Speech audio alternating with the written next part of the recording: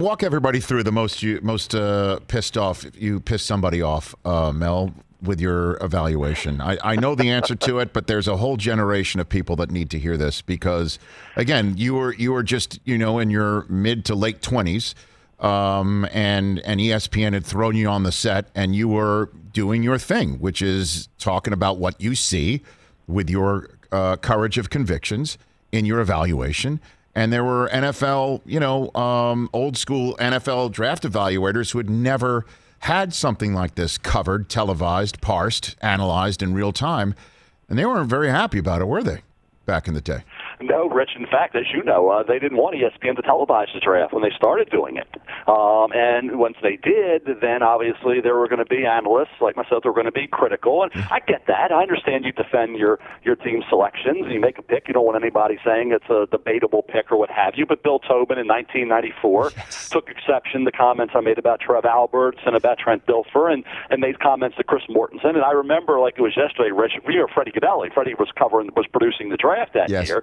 And Freddie said to me, as we were getting ready for the next pick, I wasn't even worrying about what was going on remotely. As you know, we're at the set. We're worrying about the next highlight package, who's going to be the next pick or what have you. Yep. And Freddie said to me, we're coming back to you, and you're going to be on camera when we come back, and you're going to be responding to what Bill Tobin's saying about you. And I said, well, what is he saying? He said, just know he's ripping you, okay, over what you said, and I want you to look in whatever camera and make a comment. So I had no idea what I was responding to at the time, except he was ripping me, and then found out later what it was all about, Rich. So it was kind of crazy that whole day and how it unfolded. He said that you had no idea what the NFL draft's all about and asked, who the hell is Mel Kiper, right? Isn't that what he said? Wasn't that his? That's exactly right. My mailman who doesn't have season tickets knows more about the draft than he. Bill was very upset, obviously, with what I said, and took exception to it. And Mort, it's funny, when I talked to Mort about it, Mort says, you notice when I was holding the mic, I kept backing away.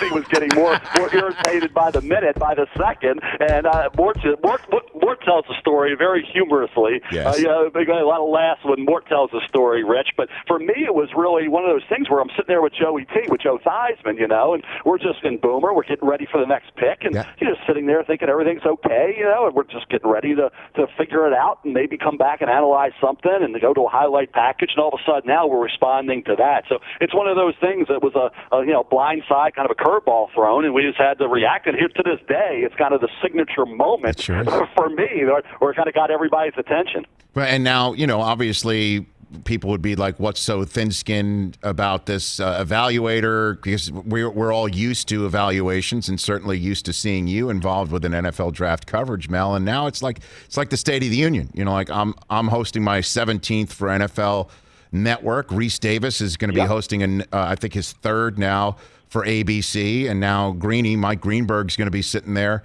in the host chair with you. It's like it's the State of the Union. It's everywhere. Yeah, now. It really is. It really is, Rich. You had a good friend of mine. You work with Mike Mayock, good friend. Daniel Jeremiah and the guys, and Charles Davis. I mean, it's all great people, and we all have fun, and we do what we do. And like I say, comments are made now, Rich. So it's amazing now. I remember after the people always say your best call. What was your best take? And I remember it was a couple drafts later. I had said that the Rams should have, when they were in St. Louis, should have drafted Eddie George and Marvin Harrison instead of Lawrence Phillips and Eddie Kennison.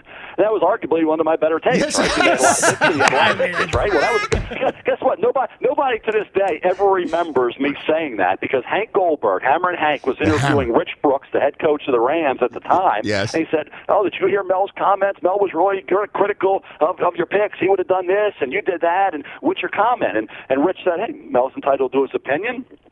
We like the players we selected, and we'll see how it all turns out. And it was the comment, and nobody ever remembers those comments that I made. And like I said, had it been an issue, everybody would have remembered it. But nobody remembers those comments because Rich let it go.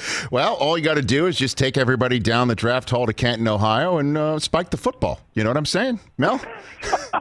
Nobody remembers it, Rich. Like I said, that was a comment. It's my best call. Nobody ever cares about it and remembers. So if Rich Brooks would have been done what Bill did, it would have been one for the books.